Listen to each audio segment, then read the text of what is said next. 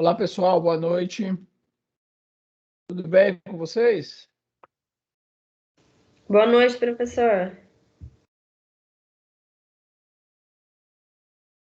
E aí, foram bem de período sem aulas ao vivo e de muito trabalho?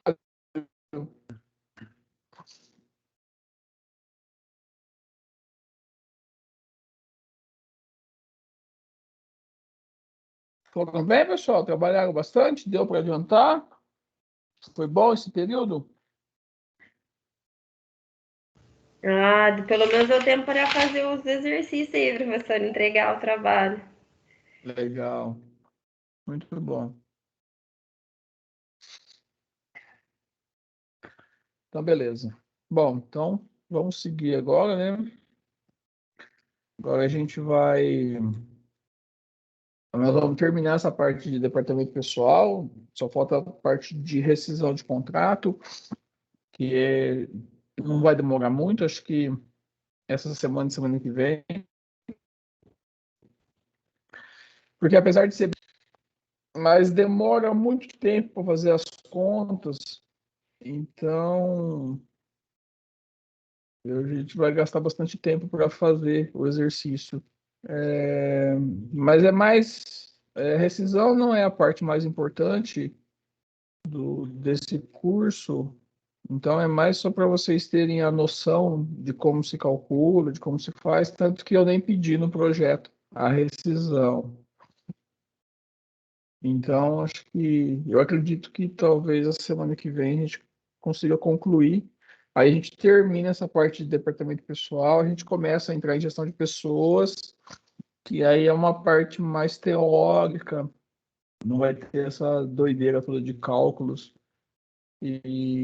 Mas é bem interessante também, algumas ferramentas de gestão de pessoas, que é bem interessante, vocês vão gostar, né? Recrutamento e seleção, treinamentos, remuneração, são aspectos bem bacanas dentro da gestão de pessoas. Só no finalzinho que a gente vai ter um pouquinho de conta de novo, mas é bem simples, que é a análise de alguns indicadores de turnover e absenteísmo. Mas comparado com isso é muito simples, é muito fácil de fazer. Mas no mais a gente vai cair um pouquinho de teoria agora. Mas não é aquela teoria maçante, chata, não é uma coisa bem leve. E tem alguns exercícios práticos, então vai ser bem legal. Não vai ficar muito chato, não. Então vamos seguir para a aula de rescisão.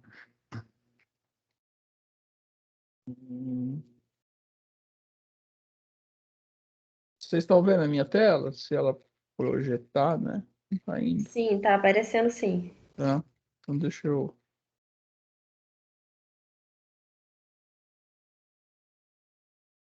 ver se ela vai. Isso.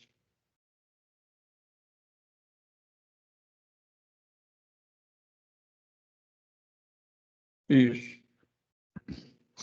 Bom, então, a rescisão de contrato, a rescisão de contrato nada mais é do que a finalização daquele contrato que foi feito lá no início, né? Quando a empresa ela fornece uma certa demanda por um trabalho, né? Por uma prestação de serviços de um trabalhador, e o trabalhador se dispõe a prestar aquele serviço para a empresa mediante a remuneração, né? E aí os dois, empregado e empregador, eles firmam um contrato de trabalho aonde tem os direitos e os deveres de cada um deles, né, de cada parte, e aonde consta todas as informações relacionadas com esse trabalho, com essa prestação de serviço. Então a gente viu lá no comecinho que tem os aspectos da jornada de trabalho, os aspectos de intervalos, de salário, de benefícios. Então, né, descanso, alguns outros benefícios que as empresas podem fornecer sem ser aqueles que são obrigatórios. Então, todos esses aspectos, eles aparecem no contrato de trabalho, né? E o contrato de trabalho ele fica firmado através do livro de registro e da carteira de trabalho do funcionário. E aí, quando essa relação de emprego e de trabalho ela termina, então, da mesma maneira que começou com um contrato, eu tenho que finalizar esse contrato, né? Então, a rescisão do contrato, como o próprio nome já diz, eu estou terminando esse contrato de trabalho, eu estou rescindindo esse contrato, eu estou finalizando esse contrato que foi firmado naquele momento inicial, né, que é onde caracterizava essa relação de emprego.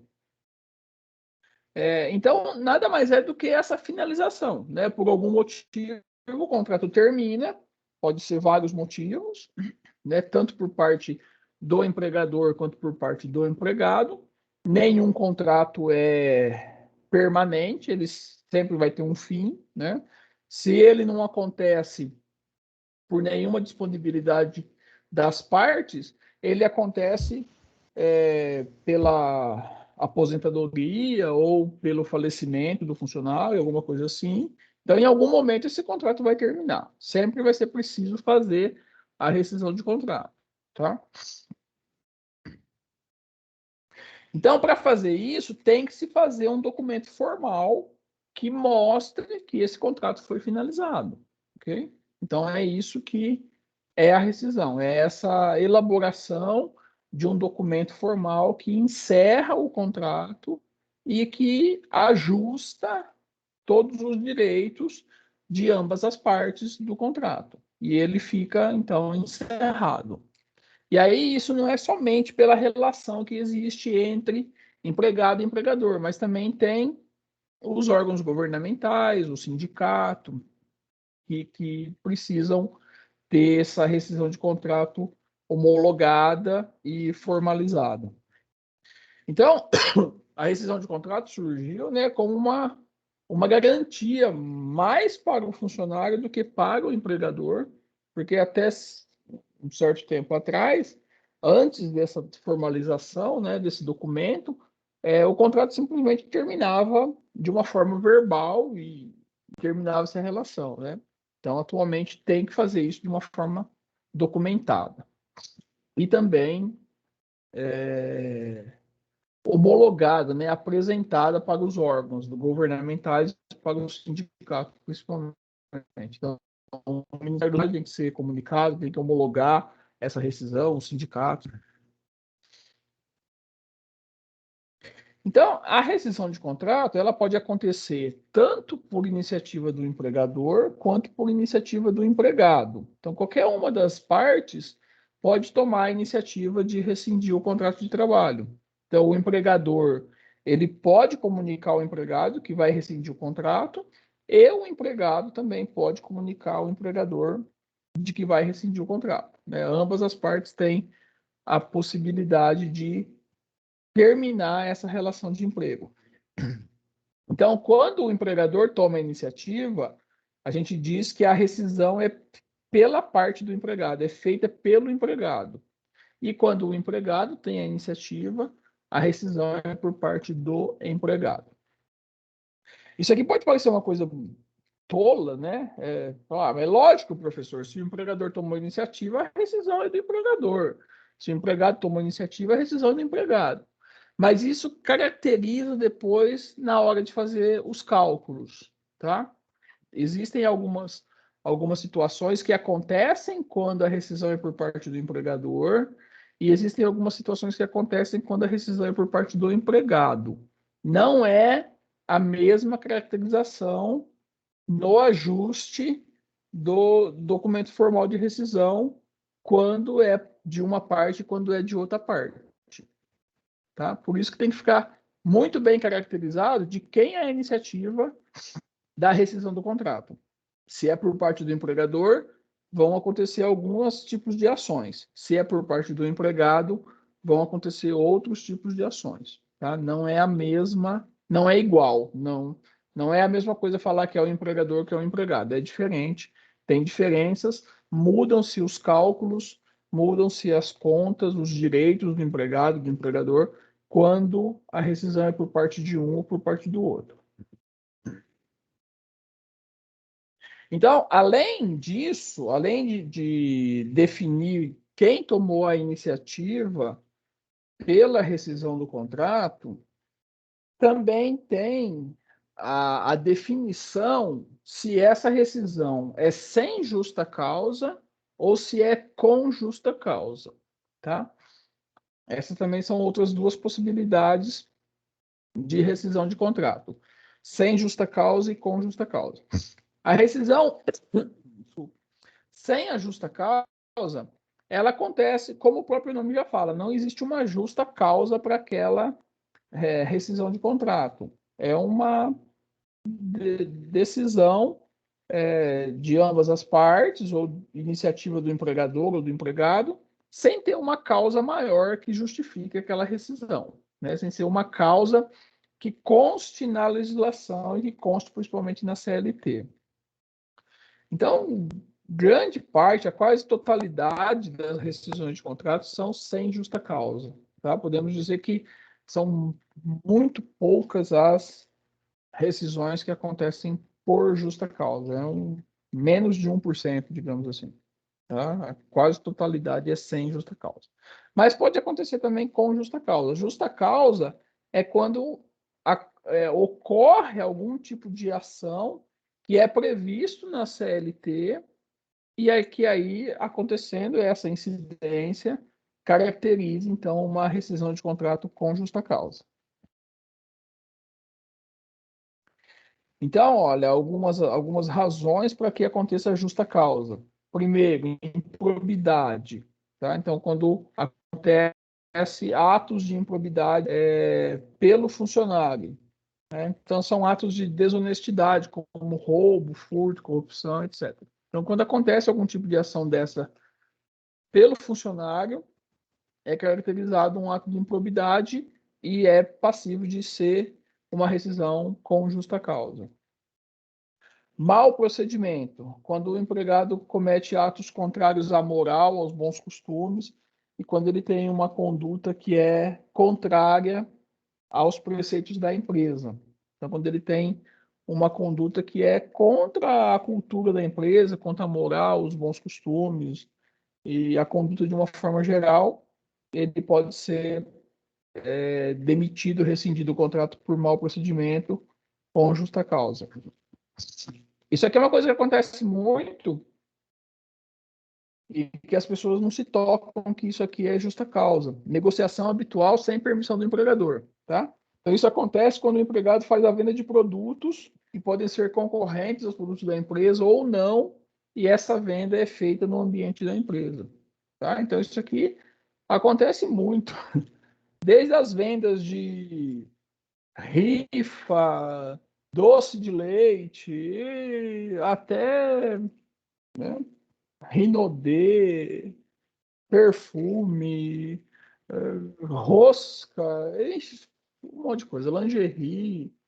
Então, isso é uma coisa que acontece muito nas empresas. Os funcionários acabam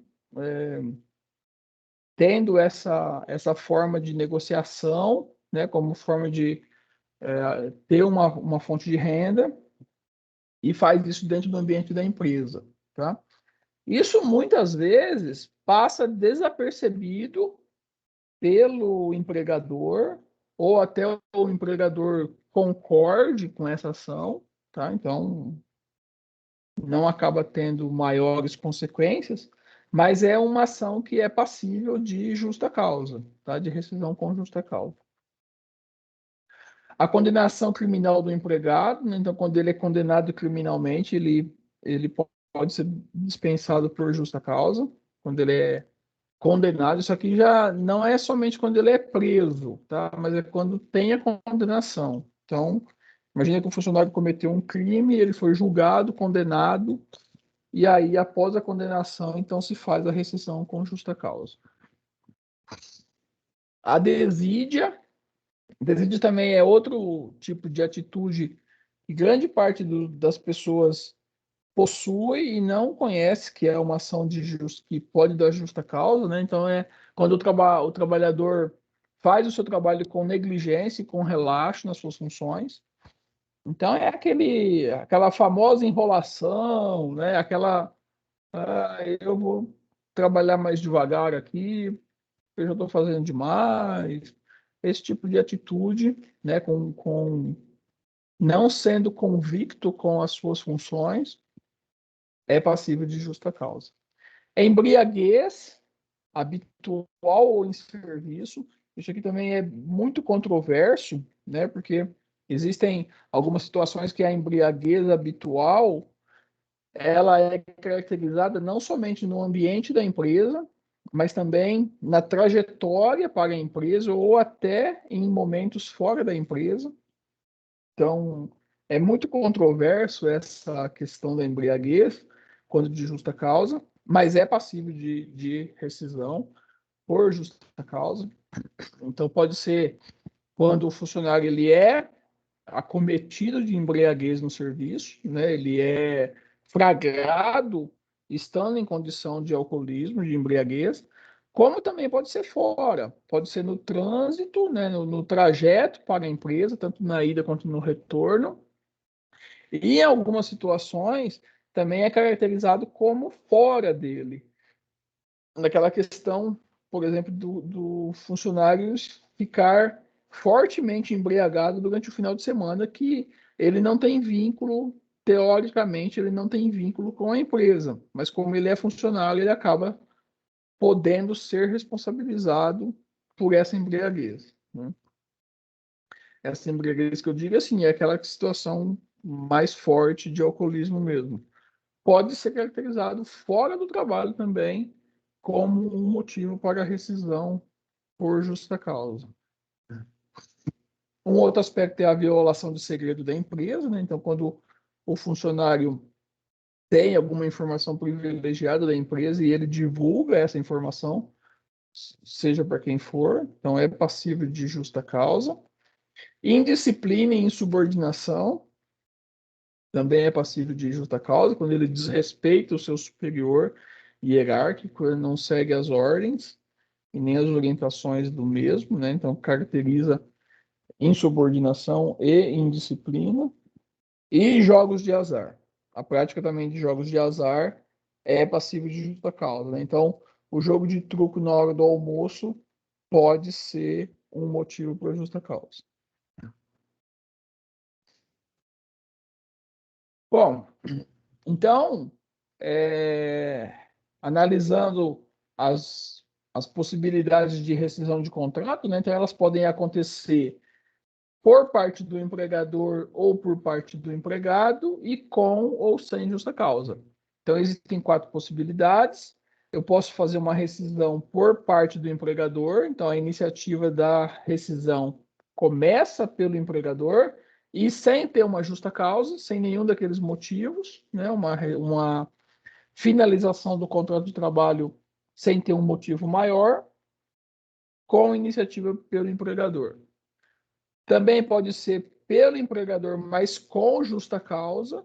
Então, o empregador decide rescindir o contrato porque o funcionário foi acometido de alguma daquelas possibilidades que promovem a justa causa. Embriaguez, jogo de azar, desídia, venda de produtos, etc. E pode ser por parte do empregado também, sem justa causa ou com justa causa. Por incrível que pareça, o empregado também pode demitir o patrão por justa causa, né? Muita gente não sabe. É chamada rescisão indireta, tá?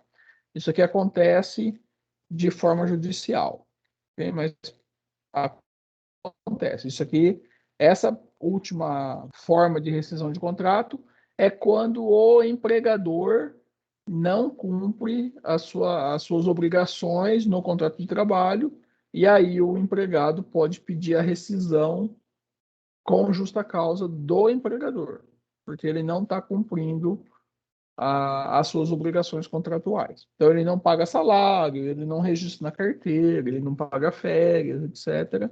Então, o empregado pode fazer essa rescisão com justa causa do empregador, mas isso tem que ser feito judicialmente, né? Então, tem que procurar um advogado e mover uma ação trabalhista.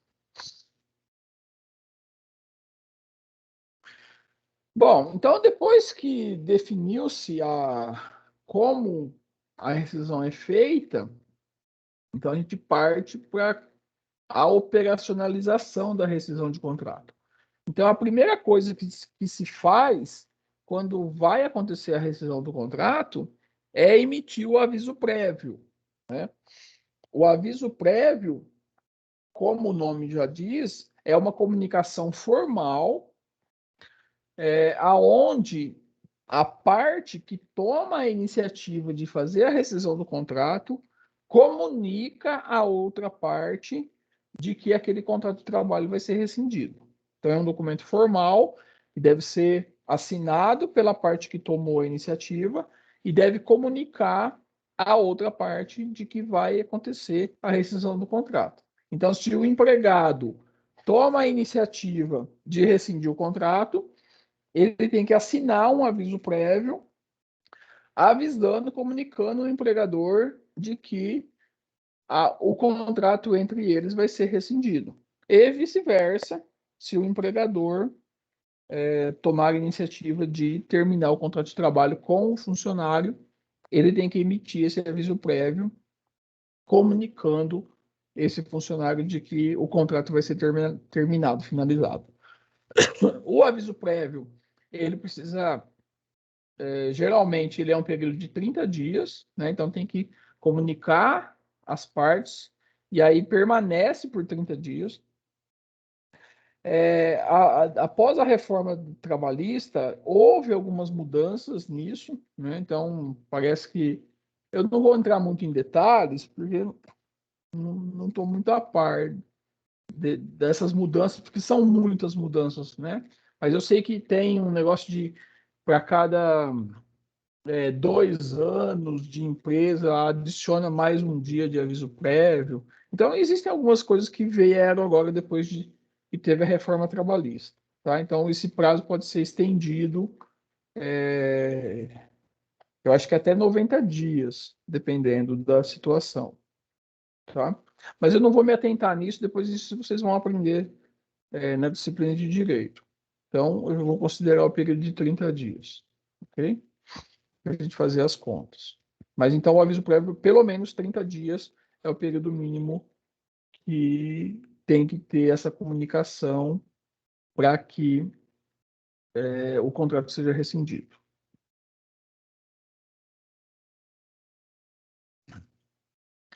Esse aviso prévio, ele não precisa necessariamente ser cumprido, né, nos 30 dias de trabalho. Então, ambas as partes, quem tomar a iniciativa, né, tanto o empregador quanto o empregado, pode conceder o aviso prévio de forma indenizada. Então, não há necessidade de permanecer trabalhando por mais 30 dias. É o adequado, mas também existe essa outra possibilidade de que ele seja indenizado. Então, o funcionário ou o empregador pode fornecer o aviso prévio e terminar a rescisão, o contrato de trabalho imediatamente. Mas esse aviso prévio de 30 dias, ele vai ser indenizado, ele é pago, tá? Então, se o empregador toma a iniciativa de rescindir o contrato, ele tem que comunicar ao empregado do aviso prévio, pelo aviso prévio. Esse funcionário, ele tem 30 dias de aviso prévio no mínimo. Esses 30 dias pode ser trabalhado, então o funcionário continua trabalhando 30 dias, normalmente, cumprindo seu horário, com algumas reduções no horário, ou então, se o empregador optar, ele pode ser indenizado. Então, ele não trabalha mais, ele paga naquele mesmo dia, mas ele recebe essa indenização de 30 dias. E da mesma maneira acontece com o empregado. Se o empregado toma a iniciativa de rescindir o contrato, ele emite o aviso prévio e continuar trabalhando os 30 dias. Se ele não trabalhar os 30 dias, ele para naquele momento que comunicou o empregador, mas ele tem que indenizar o empregador desses 30 dias, que seria o aviso prévio. Então, no momento que o aviso prévio, tanto pelo empregador quanto pelo empregado, eles têm que optar se ele vai ser trabalhado ou se ele vai ser indenizado. Se for indenizado, a parte que tomou a iniciativa tem que fazer o pagamento desses 30 dias. Bom, e aqui então é o termo de rescisão de contrato, que é o documento formal que rescinde o contrato de trabalho. Então, ele é bem complexo, né? Tem todas as informações da empresa, do empregador e todos os cálculos relacionados com o contrato de trabalho que estava em vigência. E aí tudo que é de acordo com a legislação para que faça o encerramento desse contrato.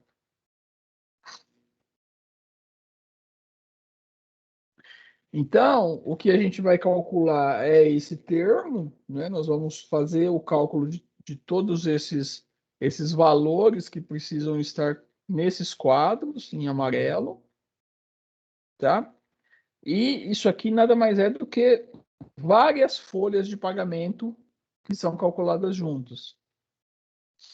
Então, o termo de rescisão precisa constar o pagamento da rescisão propriamente dito. Então, esse pagamento da rescisão consta saldo de salários, que é a quantidade de dias que o trabalhador exerceu a sua atividade até o momento do aviso prévio, horas extras, adicional de salubridade, noturno, periculosidade, ou aviso prévio em si, e comissões de gratificações, se houverem. Então, todos esses pagamentos fazem parte da rescisão. Além disso, também tem o 13º, que pode ser integral ou proporcional, dependendo do tempo desse funcionário, dependendo do momento que acontece a rescisão. Ele pode ter o 13º inteiro para receber, ou ele pode ter proporcional a um período que ele trabalhou na empresa. Então, também tem que calcular o 13º.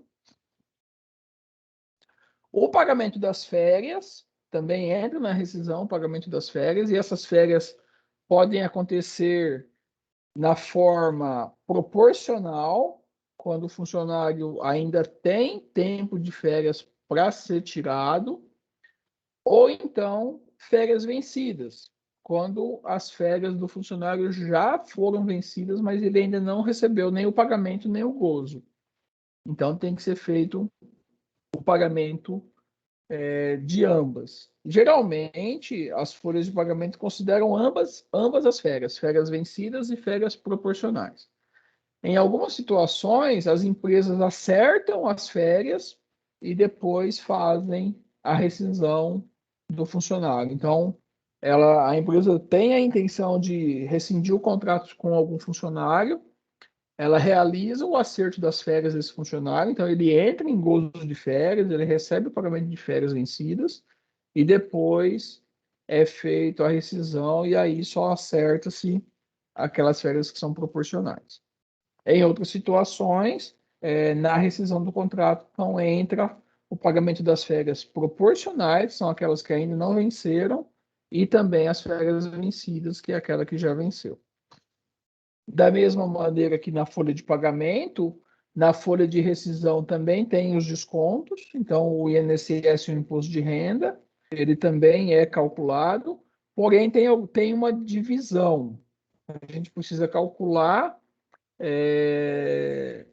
imposto de renda e INSS dividido, separado, o da rescisão, o do 13º e o das férias. Então, são cálculos separados. Então, aqui é uma tabela que mostra quais são os cálculos, né, os direitos que entram na folha de rescisão de contrato, dependendo da situação do empregado. Então, quando o empregado tem menos de um ano de serviço, Então, 13º, saldo de salário, aviso, férias proporcionais, 1/3 sobre férias, ele não tem férias vencidas. Quando é mais de um ano entre as férias que são vencidas. Quando acontece a morte do empregado, então 13º, saldo de salário e o saque do fundo de garantia. Quando a morte do empregado com mais de um ano, então 13º, saldo, férias proporcionais, férias vencidas, saque e 1/3. Quando a rescisão é sem justa causa, antes de completar algum ano de serviço, então 13º, saldo de salário, aviso prévio, férias proporcionais, saque do fundo de garantia, 1/3 de férias e multa do FGTS de 40%. Quando a rescisão é sem justa causa, com mais de um ano de serviço, então tem todos esses direitos. Quando a rescisão é com justa causa, antes de completar um ano, o funcionário só recebe saldo de salários, ele perde todos os outros direitos. Quando a rescisão é com justa causa e mais de um ano, ele recebe saldo de salários e férias vencidas, e mais 1/3 das férias, ele perde os demais direitos. Quando termina o contrato de experiência, ele recebe todos esses direitos. É isso. Então, da mesma forma, a gente também tem que calcular o desconto do INSS usando a mesma tabela e o imposto de renda usando a mesma tabela. É isso. Tem alguma dúvida, pessoal? Professor, eu tenho uma dúvida. Pode falar. Sobre a indenização ou trabalhar mais 30 dias, quem decide se um funcionário vai receber indenização ou trabalhar mais 30 dias é o funcionário ou o empregador? Aí vai depender de quem é a iniciativa. Se é quem tomou a iniciativa que decide. Então, por exemplo, se o empregador decide que o funcionário vai ser demitido, ele decide se vai ficar ou não. Se o empregado pede demissão, ele decide se vai ficar ou não. Tá? É lógico que pode ter um acordo também. Pode ter um acordo entre as duas partes. Mas geralmente é quem toma a iniciativa da rescisão é que decide. Porque quem toma a iniciativa é quem vai ter que indenizar, se for indenizado. Então, por exemplo, eu sou empregador e você é a minha funcionária. Eu falo, olha, Nara, você está demitida a partir de amanhã, você não precisa mais vir aqui trabalhar. Eu tenho que pagar os 30 dias para você, tá? Ou então eu falo, não, você está demitida, estou ao seu aviso, mas você vai trabalhar os 30 dias. Então eu quero que você continue trabalhando e eu vou te pagar depois, os mesmos 30 dias, tá? Agora você é funcionário, você fala, olha, Gilson, eu vou sair do emprego e eu vou pagar hoje. Você vai ter que me indenizar, você vai pagar a empresa esses 30 dias. Vai ser descontado da sua rescisão esses 30 dias. Ou então você fala, eu vou terminar o contrato, mas eu vou vir em 30 dias ainda. E aí você trabalha mais 30 dias e recebe esses 30 dias normais. Ok? Então, quem decide é quem toma a iniciativa. Ok? Ah, ok, obrigada. Mais alguém tem alguma dúvida?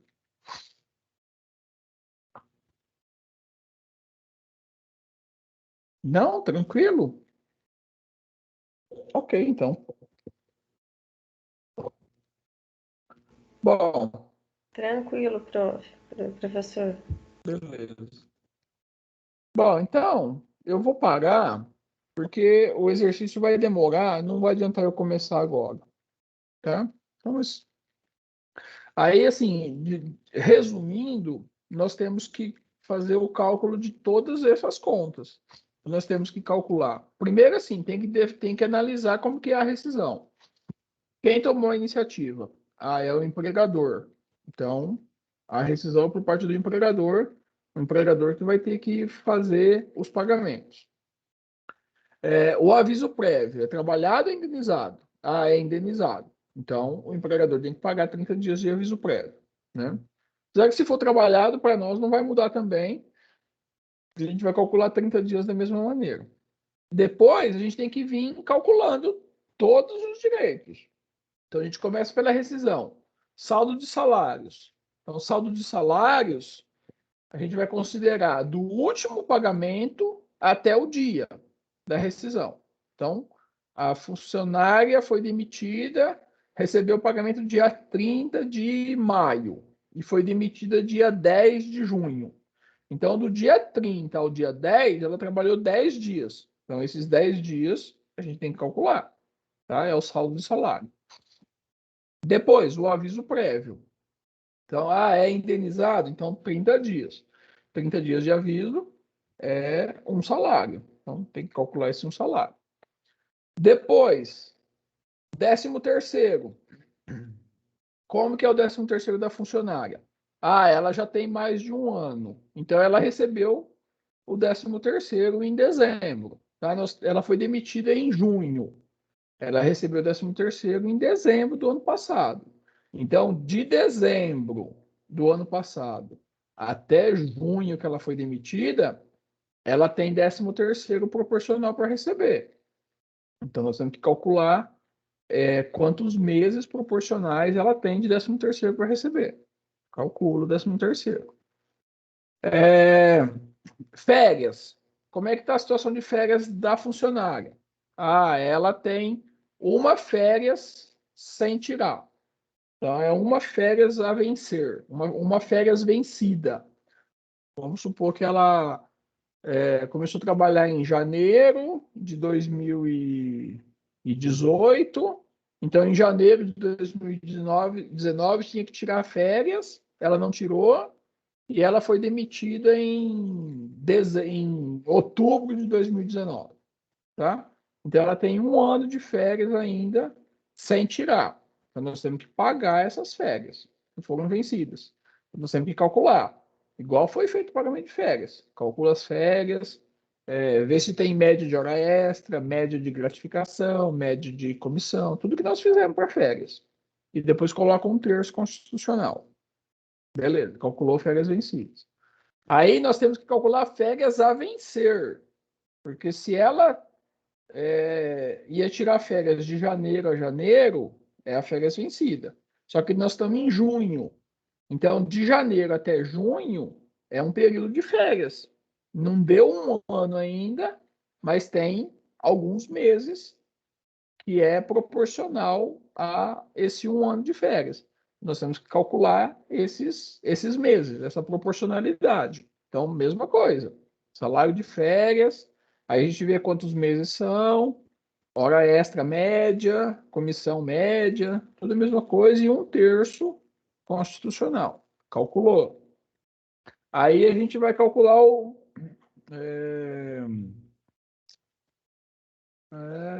Bom, aí acabou os direitos. Aí a gente vai calcular os descontos.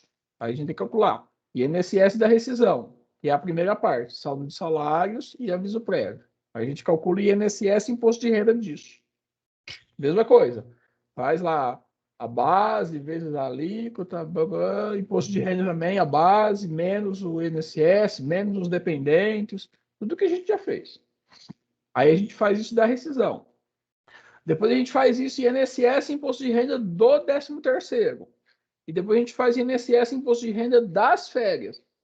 Então, assim, vocês estão vendo, é um parto para calcular isso tudo. Aí, só que é tudo a mesma conta, tá vendo? Tudo que nós fizemos, só que agora a gente junta tudo. A gente fez folha de pagamento, 13º, férias, um de cada vez. Agora na rescisão a gente junta tudo, calcula tudo de uma vez só. E aí calcula, então, os impostos. Aí a gente vai para aquele termo lá que eu mostrei e vai preenchendo aqueles valores. E aí no final dá lá o saldo, o total bruto, né? Ele vai somar tudo, saldo de salários, aviso prévio, férias vencidas, férias a vencer, 13º, soma tudo, dá o tanto que ela tem para receber, aí desconta o INSS das férias, o INSS do 13º, o INSS da rescisão, o imposto de renda, imposto de renda, imposto de renda, e dá o valor líquido. Tá bem fácil, bem, nada que 2h30 não faça um exercício desse. Ok? Aí tem o fundo de garantia, que a gente não trabalhou o fundo de garantia, mas aí é um valor fictício, né? E é isso. Então, assim, o mais difícil é trabalho braçal, para fazer esse monte de conta. Né? Eu resolvi um exercício no caderno aqui, só para ter uma base, ó, deu 3 folhas, 3 páginas do caderno, a conta.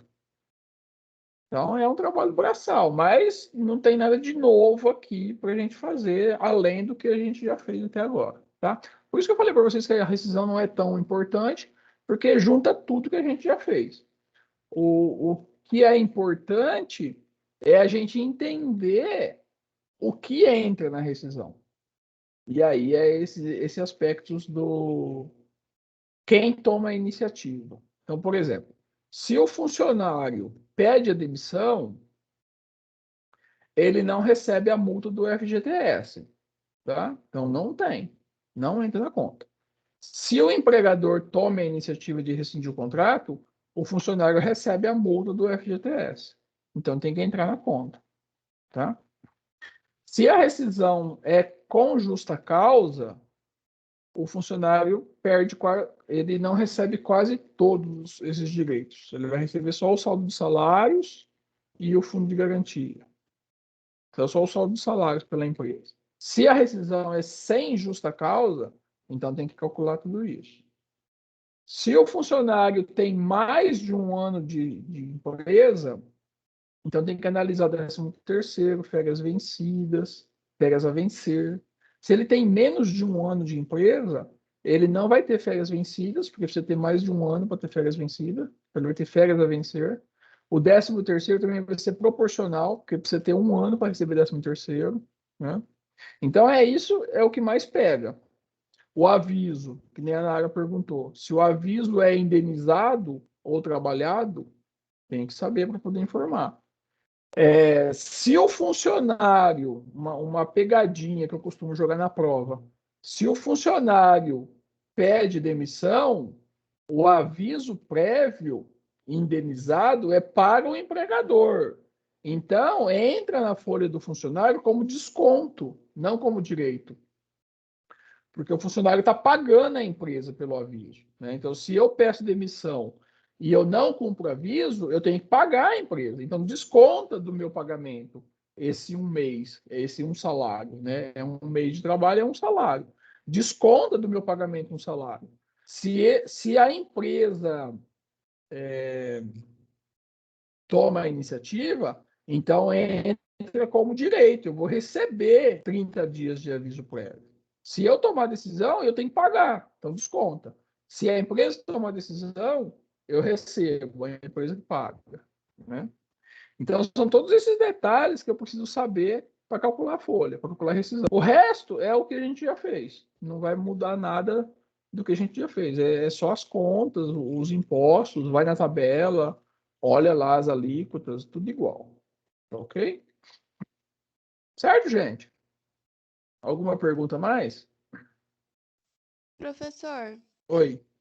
você vai colocar esse slide no Moodle? Vou Tá colocar. bom. Tá?